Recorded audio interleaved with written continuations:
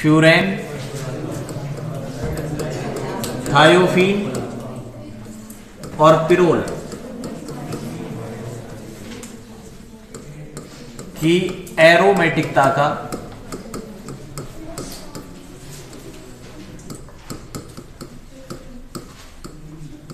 तुलनात्मक अध्ययन करेंगे अपन तीनों का एक साथ भाई। ठीक है, तुलनात्मक अध्ययन करेंगे।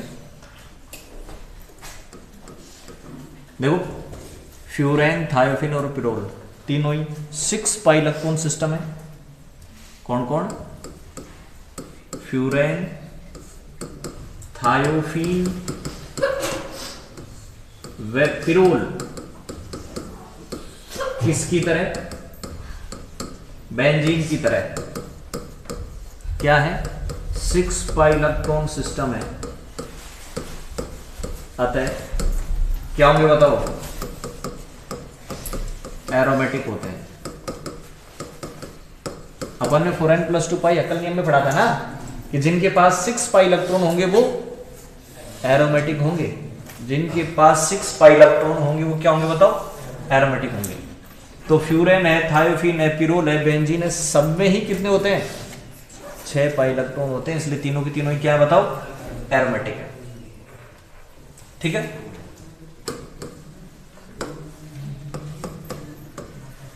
इनकी एरोमेटिकता का क्रम क्या है भाई? सबसे ज्यादा अनुनादी ऊर्जा देखो तीनों की लिख रखी है अपन ने। सबसे ज्यादा अनुनादी ऊर्जा किसकी है बताओ? थायोफिन की ना। तो थायोफिन की एरोमेटिसिटी सबसे ज्यादा होगी, तो सबसे ज्यादा एरोमेटिसिटी है किसकी? थायोफिन की। ठीक है, उसके बाद बताओ पिरोल की, और सबसे कम एरोमेटिसिटी थी किसकी? फ्यूरेन की। सही है कि नहीं भाई? फ्यूरेन की अनुनादी ऊर्जा का मान सबसे कम होता है। ठीक है, यहां मैं लिख भी दूं, इनकी अनुनादी ऊर्जा, अगर आप इनकी अनुनादी ऊर्जा लिखें तो इनकी अनुनादी ऊर्जा क्या क्या थी भाई? थायोफिन की कितनी थी? 117.1 किलो जूल पर मोल। और पिरोल की कितनी थी? 87 किलो जूल पर मोल। और फ्यूरेन की कितनी थी? कितनी भाई? 71.1 किलो जूल पर मोल। तो सबसे ज्यादा जो एरोमेटिसिटी है, एरोमेटिकता है, किसमें होती है बताओ? थायोफिन में होती है भाई, क्योंकि थायोफिन में जो और भी रीजन है थायोफिन के, ठीक है वही बताऊंगा मैं। थायोफिन में सल्फर बड़ी आसानी से इलेक्ट्रॉन दे देता है, और पिरोल में कौन होता है? नाइट्रोजन। और फ्यूरेन में कौन होता है? ऑक्सीजन। इस ऑक्सीजन और नाइट्रोजन की रिंग में इलेक्ट्रॉन देने की प्रवृत्ति कम हो जाती है, इसलिए इन दोनों की अनुनादी संरचनाएं जो बनने की पॉसिबिलिटी कम होती है भाई। ठीक है, इसलिए इन दोनों की अनुनादी ऊर्जा का मान कम होता है, इसलिए इनमें एरोमेटिसिटी कम होती है। सबसे ज्यादा एरोमेटिसिटी किसमें? थायोफिन में। अब देखो भाई, जो कंपाउंड एरोमेटिक होते हैं ना वो स्टेबल होते हैं, ध्यान रखना। एरोमेटिसिटी द्वारा ये स्टेबिलिटी गेन करते हैं, एरोमेटिसिटी द्वारा स्टेबिलिटी गेन करते हैं। जैसे आपने पढ़ा होगा कि एल्कीन Br2CCl4 का लाल रंग उड़ा देती हैं। कौन उड़ा देती हैं? एल्कीन। लेकिन बेंजीन में अगर आप Br2CCl4 डालो तो ये रंग नहीं उड़ाती। उसका रीजन है कि बेंजीन स्टेबल हो जाता है, किसके कारण? एरोमेटिसिटी के कारण। इसलिए उसके डबल बॉन्ड हटते नहीं और Br2CCl4 उसके साथ क्रिया नहीं करता। ठीक है ना भाई? तो बेंजीन ये टेस्ट नहीं देता, एल्कीन ये टेस्ट दे देता है। भाई एल्कीन में क्या होता है? Double bond. बेंजीन में भी क्या है? Double bond. सही है ना? एल्कीन इस Br2 के साथ कैसे रिएक्शन करेगी? ये लो,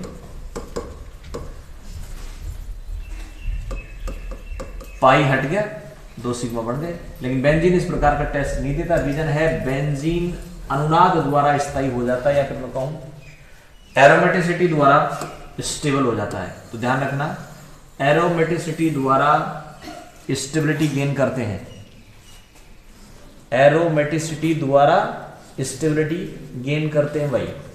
अब ये जो थायोफीन है, इस थायोफीन की एरोमेटिसिटी सबसे ज्यादा है, तो इसकी स्टेबिलिटी सबसे ज्यादा होगी भाई। स्टेबिलिटी सबसे ज्यादा किसकी? थायोफीन की। स्टेबिलिटी अगर इसकी ज्यादा होगी ना, तो इसकी क्रियाशीलता कम होगी। बोलो सही। अगर कोई चीज स्थायी है तो किसी के साथ रिएक्शन करेगी क्या? नहीं करेगी। नोबल गैस किसी से क्रिया नहीं करती। क्यों नहीं करती? स्टेबल कॉन्फ़िगरेशन है। बोलो सही। तो स्टेबल है इसलिए रिएक्शन नहीं करते। थायोफीन इन दोनों की कंपैरिजन में ज्यादा स्टेबल है, स्टेबिलिटी ज्यादा है, तो क्रियाशीलता कम होगी भाई। इस बात को अपन यहां लिख दें कि थायोफीन का स्थायित्व ज्यादा होता है, अतः इसकी क्रियाशीलता कम होती है भाई। अगर मैं ऑर्डर लिखूं बेंजीन की तुलना में सक्रियता का क्रम, बेंजीन के साथ कंपैरिजन करके, तो देखो बेंजीन की रिएक्टिविटी तो इन तीनों से भी कम होती है भाई। रीजन है बेंजीन की होती है लगभग 144 के आसपास या 150 के आसपास, ठीक है ना भाई। 144 किलो जूल पर मोल। तो बेंजीन की अनुनादी ऊर्जा तो तीनों से भी ज्यादा है भाई, इसलिए बेंजीन में तो एरोमेटिसिटी तीनों से ज्यादा होगी, ठीक है ना भाई। तो ये जो बेंजीन है इसकी अनुनाद ऊर्जा 144 किलो जूल पर मोल है। इसकी क्रियाशीलता और भी कम होगी बेंजीन की भाई। बेंजीन की क्रियाशीलता और भी कम होगी, ठीक है। अब इन तीनों की बात करें तो इन तीनों में से सबसे कम क्रियाशील कौन सा? थायोफीन। बच गए दोनों। ज्यादा रिएक्टिविटी होती है पिरोल की और कम होती है फ्यूरेन की। इन दोनों की बताऊंगा मैं, इन दोनों में ऐसा क्यों हुआ। फ्यूरेन की जो रिएक्टिविटी है ना भाई, वो फ्यूरेन की रिएक्टिविटी कम होने का रीजन ये है कि जब मान लो ये रिएक्शन करेगा किसी के साथ भी, यहां मत देखना भाई पिरोल और फ्यूरेन में, ठीक है। इन दोनों की रिएक्टिविटी का दूसरा रीजन, अब ये जो फ्यूरेन है इस फ्यूरेन में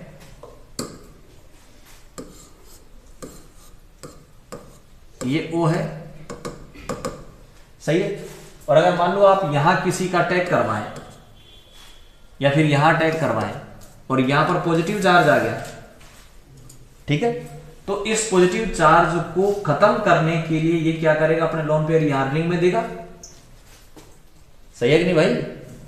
भाई इस कार्बन पर पॉजिटिव चार्ज आ गया, तो इस पॉजिटिव चार्ज को मान लो कम करना है, तो ये ऑक्सीजन इलेक्ट्रॉन देगा, ये कार्बोकेटाइन स्टेबिलिटी गेन कर लेगा, अनुनादी संरचना बढ़ जाएगी ना, तो ये कार्बोकेटाइन स्टेबिलिटी गेन कर लेगा भाई। लेकिन इस O की यहां पर इलेक्ट्रॉन देने की, अपन ने ये पढ़ा था भाई कि जो अटैक है या तो दूसरी ओर, पांचवी पे होता है, तीसरी ओर, चौथी पर, सही है कि?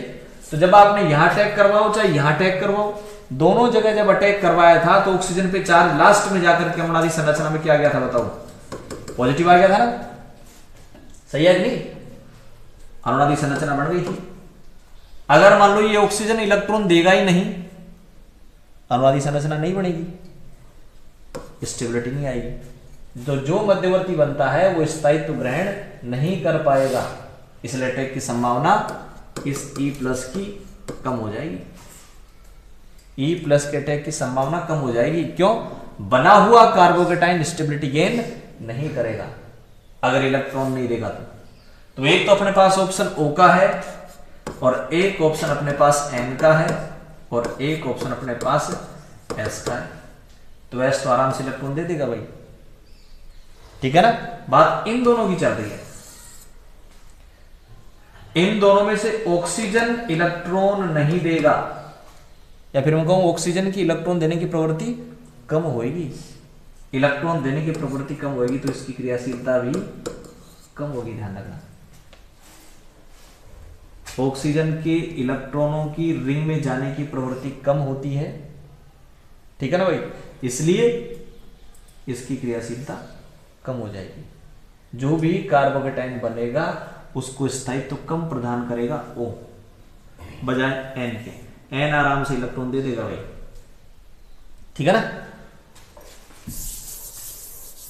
दोबारा देखें एक बार, ये है, मैं करवा रहा हूं अटैक किसका भाई, E+ का। इलेक्ट्रॉन सपोज यहां आ गए, ये ऊपर ले जाऊं, चलो ज्यादा टाइम लग जाएगा इसमें। मैं ऊपर ले गया तो यहां चार्ज माइनस, यहां चार्ज प्लस,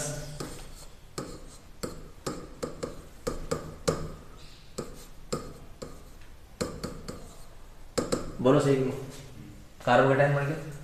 अब ये रिएक्शन इस साइड जब होगी, जब ये बना हुआ कार्बोकेटाइन स्टेबिलिटी गेन करेगा, बना हुआ कार्बोकेटाइन स्टेबिलिटी गेन करेगा, और स्टेबिलिटी गेन कर रहा है, देखो ये क्या कर देगा, अपना इलेक्ट्रॉन यहां दे देगा, सही है, अनुनादी संरचना बन जाएगी। अब अगर मान लो यहां नाइट्रोजन है एक तो, और एक यहां ऑप्शन किसका है, ऑक्सीजन का है, तो ऑक्सीजन की EN क्या होती है, ज्यादा होती है ना, ऑक्सीजन की ये ज्यादा होती है तो ऑक्सीजन की इलेक्ट्रॉन देने की प्रवृत्ति कम हो जाएगी, बना हुआ कार्बोकेटाइन कम स्टेबल होगा, रिएक्टिविटी कम हो जाएगी, ठीक है। इसलिए ध्यान रखना, ऑक्सीजन हो तो रिएक्टिविटी कम हो जाती है और नाइट्रोजन हो तो रिएक्टिविटी ज्यादा होगी भाई, ठीक है। इसलिए अपन ने वहां रिएक्टिविटी ज्यादा लिखी है किसकी, पिरोल की भाई। अब मैं यहां इस बात को लिख देता हूं कि फ्यूरेन में O की EN पिरोल की N से ज्यादा होती है, अतः ऑक्सीजन की वलय को इलेक्ट्रॉन युग्म, वलय को इलेक्ट्रॉन युग्म देने की प्रवृत्ति, बोलो भाई कम है या ज्यादा, कम होगी ना, देने की प्रवृत्ति कम होती है, अतः फ्यूरेन की क्रियाशीलता पिरोल से कम होती है भाई, ये लो, ठीक है भाई। सबसे कम क्रियाशीलता थायोफीन की, थायोफीन की कम क्रियाशीलता व अधिक स्थायित्व को निम्न प्रकार से या निम्न प्रमाण लेकर समझ सकते हैं। यानी मैं यहां एक दो एविडेंस दूंगा जो ये बताएंगे कि थायोफीन की क्रियाशीलता कम होती है और उसकी स्टेबिलिटी ज्यादा होती है भाई। पहला एविडेंस मैं अनुनादी ऊर्जा का ही दे रहा हूं। पहला प्रमाण थायोफीन की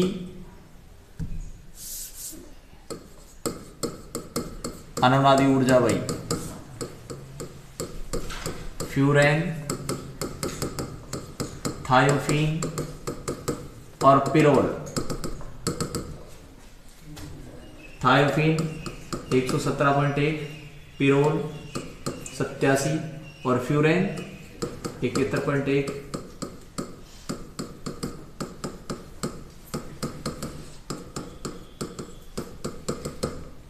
सबसे ज्यादा किसकी है भाई? सबसे ज्यादा थायोफिन की है। ठीक है, इसका रीजन क्या है वो सुनो। अब अनुनादी ऊर्जा ज्यादा है, स्टेबिलिटी ज्यादा होगी भाई, पहला प्रमाण हो गया। अनुनादी ऊर्जा ज्यादा है इसलिए स्टेबिलिटी ज्यादा होगी, पहला एविडेंस। थायोफिन की अनुनादी ऊर्जा, देखो प्रमाण तो समझ में आ गया भाई। प्रमाण क्या है कि थायोफिन की अनुनादी ऊर्जा ज्यादा है इसलिए इसकी स्टेबिलिटी ज्यादा होगी। जो कंपाउंड अनुनाद प्रदर्शित करते हैं स्टेबल होंगे, ठीक है ना भाई, और जिनकी अनुनादी ऊर्जा जितनी ज्यादा होगी उतनी ज्यादा स्टेबल होगा भाई। तो थायोफिन की, अभी बात मैं ये बता रहा हूं कि थायोफिन की अनुनादी ऊर्जा ज्यादा होने का रीजन क्या है। ठीक है, तो रीजन सुने आप। थायोफिन की अनुनादी ऊर्जा अधिक होने का कारण है कि थायोफिन में पी के साथ साथ रिक्त डी कक्षक भी अनुनाद में भाग लेते हैं। पी कक्षक तो भाग लेते ही हैं भाई, उसके साथ साथ डी कक्षक भी भाग लेते हैं। आप जो रेजोनेटिक स्ट्रक्चर लिखते हैं ना, अनुनादी संरचना जिनमें पी कक्षक प्रयुक्त होता है, पहले मैं वो लिख रहा हूं, और ये वही हैं जो आप पढ़ते आ रहे हैं।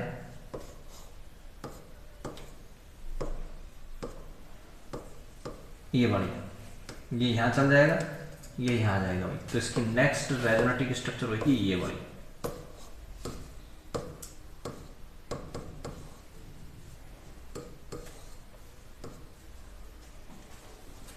ठीक है भाई, अगली अनुनादी संरचना है, आप इसकी बनाते हैं, कई बार बना ली तो आगे नहीं बना रहे हैं ना।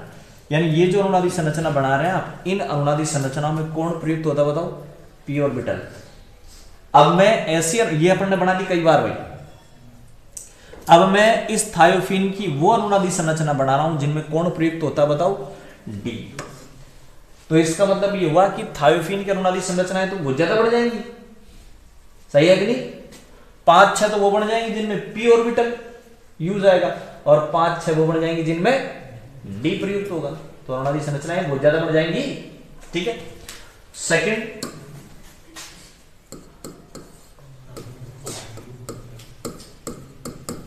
वे अनुनादी संरचना जिनमें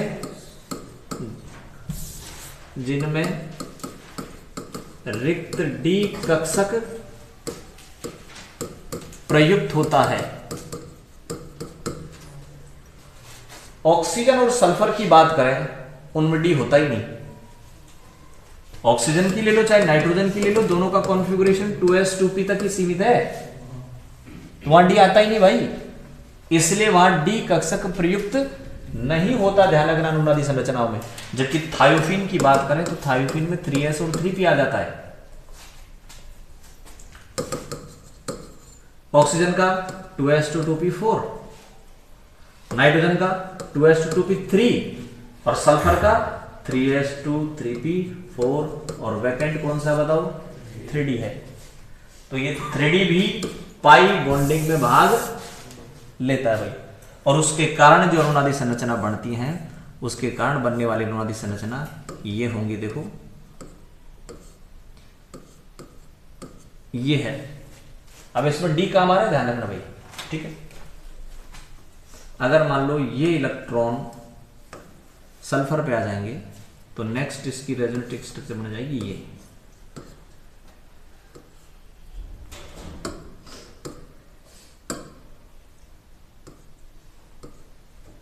सल्फर पर चार्ज माइनस और यहां चार्ज प्लस भाई। नेक्स्ट रेजोनेटिक स्ट्रक्चर होगी ये, जब ये बॉन्ड यहां आ जाएगा, ये पॉजिटिव यहां चल जाएगा,